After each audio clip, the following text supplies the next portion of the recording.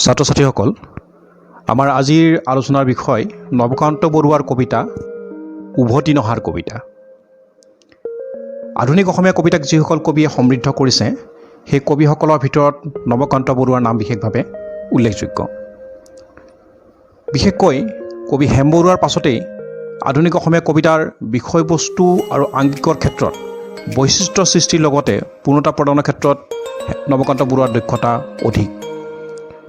আৰু বিশেষকৈ তেওঁৰ কবিতা আধুনিক অসমীয়া কবিতাক বিশেষভাৱে প্ৰতিনিধিত্ব কৰিছে। একে সময়তে আমি মন কৰিবলৈ কথাটো হ'ল যে নবকান্ত বৰুৱাৰ কবিতাত বিষয় বৈচিত্ৰ্যৰ আৰু একে সময়তে আধুনিকতাৰো সমন্বয় ঘটিছে। তেওঁৰ জন্ম হয় 1926 চনত গুৱাহাটীত আৰু পৰ্যায়ক্ৰমে তেওঁ শান্তিনিকেতনৰ পৰা BA আৰু আলিগড় মুছলিম বিশ্ববিদ্যালয়ৰ পৰা ইংৰাজী বিষয়ত স্নাতকোত্তৰ ডিগ্ৰী লাভ কৰে আৰু তেওঁ কটন কলেজত ইংৰাজী বিভাগৰ অধ্যাপকৰূপে অধ্যাপনা কৰাৰ পিছত উপাধ্যক্ষৰ পদত অধিষ্ঠিত হয় আৰু তাৰ পৰা অৱসৰ গ্ৰহণ কৰে। এই কবিগৰাকীৰ প্ৰথমখন কবিতা সংকলন হৈছে হে অৰণ্য হে মহানগৰ আৰু 1953 চনত এই কবিতা সংকলনখন প্ৰকাশ পাইছিল।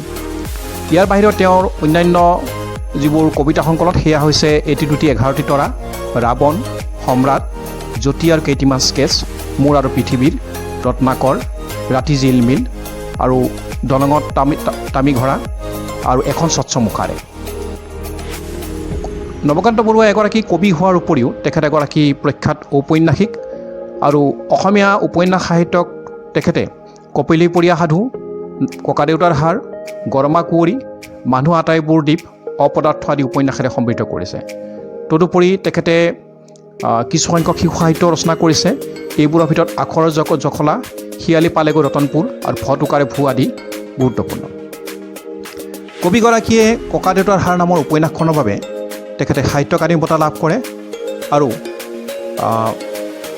অসমীয়া সাহিত্যত ঘাইকৈ এগৰাকী কবি, ঔপন্যাসিক, গীতিকাৰ, শিশু সাহিত্যিক ৰূপে নবকান্ত বৰুৱাৰ পৰিচিতি আমি নিশ্চিত কৰিব পাৰোঁ।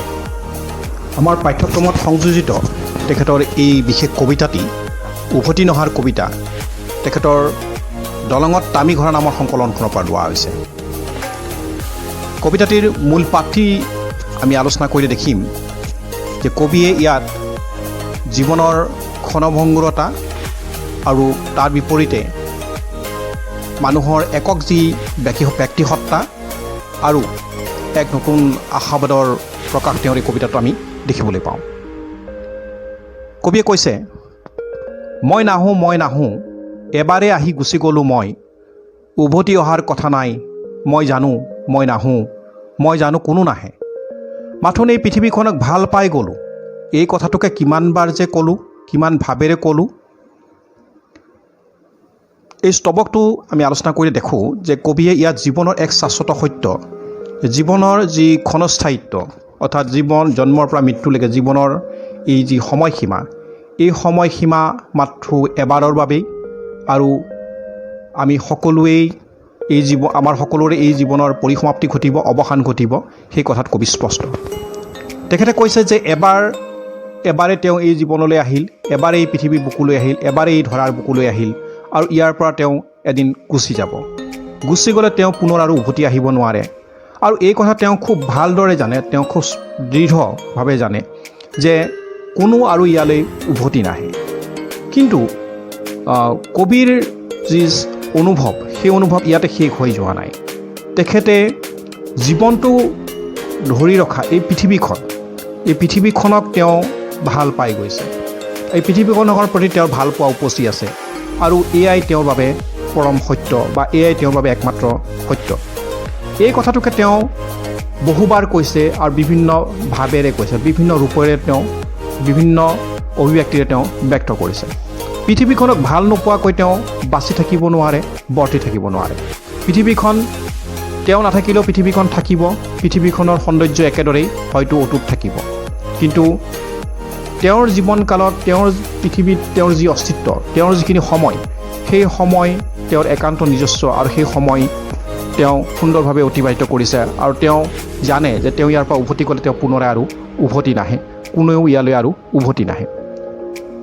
পৃথিৱীখনৰ প্ৰতি থকা এই ভালপোৱা জীৱনটোৰ বিভিন্ন স্তৰত বিভিন্ন ৰূপেৰে বিভিন্ন কৰ্মৰ মাজেৰে বিভিন্ন চিন্তাৰ মাজেৰে তেখেতে বিভিন্ন ধৰণে ব্যক্ত কৰিছে। তাৰ পাছত কৈছে, যন্ত্ৰণা মোৰ জীয়াৰ মন্ত্ৰ, সেই মন্ত্ৰকে গালোঁ, জীয়াই থকাৰ ধেমালিটো মই এবাৰেই খেলি গ'লোঁ। তেওঁ কৈছে যে যন্ত্ৰণা হৈছে জীয়াৰ মন্ত্ৰ।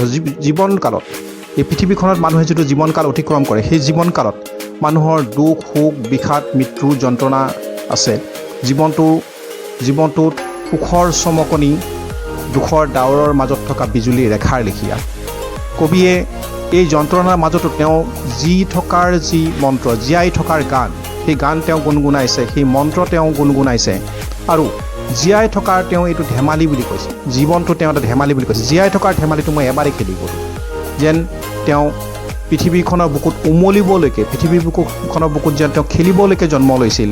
আৰু এই জীৱনটো এটা খেল, এই খেল তেওঁ এবাৰহে খেলিবলৈ সুযোগ পালে আৰু সেই খেল খেলি যেন তেওঁ ইয়াৰ পৰা পুনৰ গুচি গ'ল। আলিৰ কাণৰ জাবৰৰ পৰা এপাহ বকুল এবাৰে তুলি ল'লোঁ। এয়া এটা খুব সুন্দৰ চিত্ৰকল্প। আলিৰ কাণৰ জাবৰৰ দম, পেলনীয়া যি আৱৰ্জনা বা সামগ্ৰী, তাত পৰি থকা এপাহ বকুল, অৰ্থাৎ কবিয়ে তেওঁৰ জীৱনটো অতিক্ৰান্ত কৰি অহা সেই সময়ৰ মাজৰ পৰা তেওঁ স্মৃতিৰ যি সুৰভি, তেওঁৰ আনন্দদায়ক স্মৃতিৰ যিবোৰ মুহূৰ্ত, সেই মুহূৰ্তবোৰ তেওঁ লগত সাঁচি লৈছে, সেই মুহূৰ্তবোৰকে বুকুত তেওঁ বান্ধি লৈছে আৰু সেয়াই তেওঁ লগত লৈ যাব।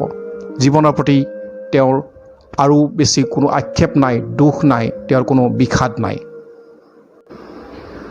ইয়াৰ পাছৰ স্তৱকটো আমি দেখিছোঁ, কবিয়ে কৈছে, কোনোবা আহিব মোৰ দৰে কোনোদিনা, মোৰ সুৰতে বাজিব নতুন বীণা, সেয়া হ'ব নতুন মানুহ, সেইদিনো হ'ব নতুন দিন, তাত মোৰ একো নাথাকে চিন।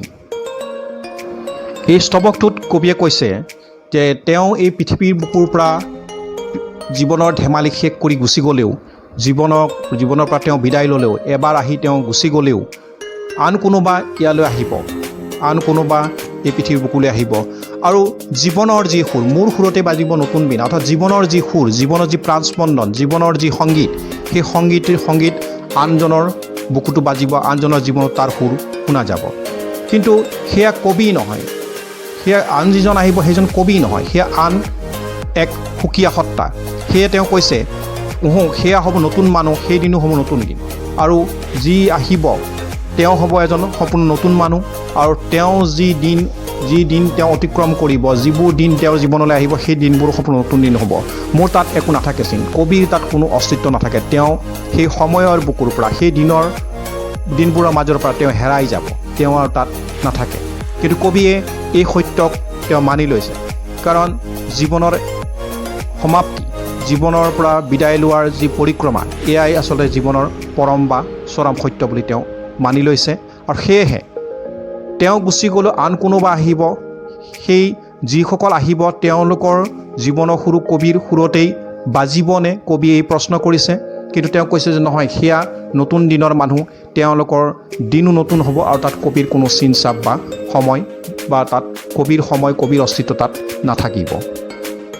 ইয়াৰ পৰৱৰ্তী স্তৱকটো হৈছে এইটো, বকুল তলত ফুল পৰি ৰ'ব, মইতো নহয় কোনোবাই বুটলিব, মই নাহোঁ, মই নোৱাৰোঁ আহিব, নাহোঁ, হেৰাই যোৱা ৰঙতেই চোন অকলে অকলে হাঁহোঁ, মই নাহোঁ, পৃথিৱীত তোমাক ভাল পাই গ'লোঁ, তথাপিও মই নাহোঁ।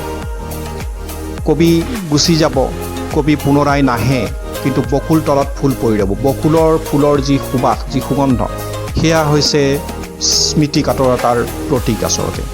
আৰু কবিয়ে কৈছে যে তেওঁ হয়তো বকুল তলত সেই ফুল বুটলি ল'বলৈ হয়তো তেওঁ এই পৃথিৱীৰ বুকুত নাথাকিব বা তেওঁ হয়তো নাহে, কিন্তু যি নতুন দিনৰ মানুহ তেওঁলোকে সেই বকুলৰ ফুল বুটলিব, সেই স্মৃতি কাতৰতাক তেওঁলোকে যেন বুটলি ল'ব। কবি নাহে, তেওঁ আহিবও নোৱাৰে আৰু সেয়ে তেওঁ নাহে। কিন্তু তেওঁ এদিন হয়তো পৃথিৱীৰ বুকুৰ পৰা হেৰাই যাব, তেওঁ হয়তো ইয়ালৈ আহিব নোৱাৰিব পাৰে। কিন্তু এই যে হেৰাই যোৱাৰ আনন্দ, নিৰুদ্দেশ হৈ যোৱাৰ যি আনন্দ তৃপ্তি, সেয়াই যেন কবিক মগ্ন কৰি ৰাখে আৰু কবিয়ে সেয়ে অকলে অকলে হাঁহে। অৰ্থাৎ ব্যক্তি জীৱনৰ যি নিসংগ, যি একাকীকত্ব, তাক কবিয়ে যেন উপলব্ধি কৰিছে আৰু সেই নিসংগতা বা একাকীকত্ব কবিয়ে উপলব্ধি কৰিছে। তেওঁ কৈছে, মই নাহোঁ, পৃথিৱীত তোমাক ভাল পাই গ'লোঁ, তথাপিও মই নাহোঁ। কবি পুনৰাই উভতি আহিব নোৱাৰে, তেওঁ পুনৰাই ইয়ালৈ উভতি নাহে, কিন্তু এই পৃথিৱীখনৰ প্ৰতি কবিৰ অপৰিসীম ভালপোৱা আছে। সেই ভালপোৱাৰ বাবেই কবিয়ে বৰ্তমানৰ সময় অতিক্ৰান্ত কৰিছে আৰু এই পৃথিৱীখনৰ প্ৰতি থকা কবিৰ যি ভালপোৱা সেই ভালপোৱাৰ কথা তেওঁ বাৰে বাৰে তেওঁ পুনৰুক্তি কৰিছে আৰু পৃথিৱীৰ প্ৰতি ভালপোৱা থাকিলেও পৃথিৱীখনৰ প্ৰতি তেওঁৰ আগ্ৰহ থাকিলেও ব্যাকুলতা থাকিলেও তেওঁ পুনৰাই আৰু উভতি আহিব নোৱাৰে। নৱকান্ত বৰুৱাৰ উভতি নহাৰ কবিতা শীৰ্ষক এই কবিতাটিত আমি দেখিছোঁ যে কবিয়ে তেওঁৰ জীৱনৰ যি ক্ষণস্থায়িত্ব, তেওঁৰ যি একাকীকত্ব, তেওঁৰ যি নিসংগতাবোধ, তাৰ এখন সুন্দৰ ছবি তেওঁ তুলি ধৰিছে। কিন্তু একে সময়তে সমান্তৰালভাৱে কবিয়ে পৃথিৱীৰ প্ৰতি থকা তেওঁৰ যি অপৰিসীম আগ্ৰহ, যি ভালপোৱা, নিভাঁজ আন্তৰিকতা, সেই কথা তেওঁ পুনৰুক্তি কৰি বাৰে বাৰে তেওঁ কৈছে। পৃথিৱীৰ প্ৰতি থকা ভালপোৱাৰ কথা তেওঁ কৈছে। এই যে পৃথিৱীৰ প্ৰতি থকা ভালপোৱা, সেয়া হৈছে প্ৰত্যেকগৰাকী ব্যক্তিৰ জীৱনৰ প্ৰতি থকা ভালপোৱা। আচলতে যেতিয়ালৈকে আমি পৃথিৱীখনৰ বুকুত জীৱনটো অতিবাহিত কৰোঁ, যেতিয়ালৈকে পৃথিৱীৰ বুকুত আমি সময় কটাওঁ, জীৱনটো পাৰ কৰি নিবলৈ চেষ্টা কৰোঁ, তেতিয়ালৈকে আমি আচলতে পৃথিৱীখনক ভাল পাওঁ, পৃথিৱীখনক আমি খামোচ মাৰি ধৰি ৰাখিবলৈ চেষ্টা কৰোঁ। কিন্তু জীৱনৰ শেষ আছে, নিজৰ জীৱনকালৰ সময়ৰো শেষ আছে আৰু সেই জীৱনটোৰ শেষ সময়কালৰ যেতিয়া শেষ হ'ব তেতিয়া আমি ইয়াৰ পৰা উভতি গুচি যাম আৰু আমি পুনৰাই উভতি আহিব নোৱাৰোঁ। আমি ইয়াৰ পৰা গুচি যাম আৰু পুনৰাই উভতি আহিব নোৱাৰোঁ। এই কথাষাৰ কবিয়ে পুনৰুক্তি কৰিছে, বাৰে বাৰে কৈছে যে মই নাহোঁ, কোনো ইয়ালৈ উভতি নাহে। কবিয়ে সেই কথা খুব ভালদৰে জানে। কিন্তু পৃথিৱীখনৰ বুকুত আলি কাণৰ জাবৰত পৰি থকা বকুল ফুলৰ দৰে মানুহৰ যি স্মৃতি কাতৰতা, সেয়া যেন ৰৈ যায়, সুন্দৰ সুৰভিত স্মৃতি যেন ৰৈ যায়। আৰু কবিয়ে কামনা কৰিছে যে তেওঁ নাথাকিলেও, তেওঁ নোহোৱা হ'লেও সেই সুন্দৰ স্মৃতি যেন ইয়াৰ পৃথিৱীৰ বুকুত ৰৈ যাব আৰু তেওঁৰ পিছত অহাসকলে সেই স্মৃতি যেন তেওঁলোকে বুটলি ল'ব, সেই স্মৃতিৰে যেন তেওঁলোকে মালা গাঁঠিব। গতিকে কবিৰ জীৱনৰ সমাপ্তিত তেওঁৰ যি একে সময়তে তেওঁৰ জীৱনৰ সমাপ্তিক যি পৰম সত্য বুলি তেওঁ মানি লৈছে, জীৱন সমাপ্তিত তেওঁৰ যি বিষাদবোধ, সেই বিষাদবোধৰ পাছতো জীৱনটোৰ প্ৰতি থকা তেওঁৰ যি অপৰিসীম আগ্ৰহ, জীৱনটোৰ প্ৰতি থকা ভালপোৱা, পৃথিৱীখনৰ প্ৰতি থকা ভালপোৱা, আৰু একে সময়তে তেওঁৰ কবিতাটোত আশাবাদৰ ৰেঙনি আমি দেখিবলৈ পাইছোঁ। কাৰণ তেওঁ কৈছে যে তেওঁ নাথাকিলেও তেওঁ পৰৱৰ্তী কোনোবা উত্তৰ পুৰুষ কোনোবা আহিব, নতুন দিনৰ মানুহ আহিব আৰু সেইসকলে পৃথিৱীখন তেওঁলোকে হয়তো সুন্দৰকৈ সজাই ল'বলৈ চেষ্টা কৰিব। গতিকে সামগ্ৰিকভাৱে গোটেই কবিতাটোত আমি দেখিছোঁ যে কবি নৱকান্ত বৰুৱাৰ তেওঁৰ ব্যক্তি অনুভূতিৰ যি প্ৰকাশ, সেই প্ৰকাশে খুব সুন্দৰভাৱে প্ৰকাশ লাভ কৰিছে। কবিতাটোৰ ভাৱ আৰু ভাষা সহজ সৰল, সুন্দৰ আৰু ইয়াৰ ভাষা একে সময়তে লয়ধৰ্মী। এই কথাখিনি আমি কবিতাটোৰ সম্পৰ্কত ক'ব পাৰোঁ। ধন্যবাদ।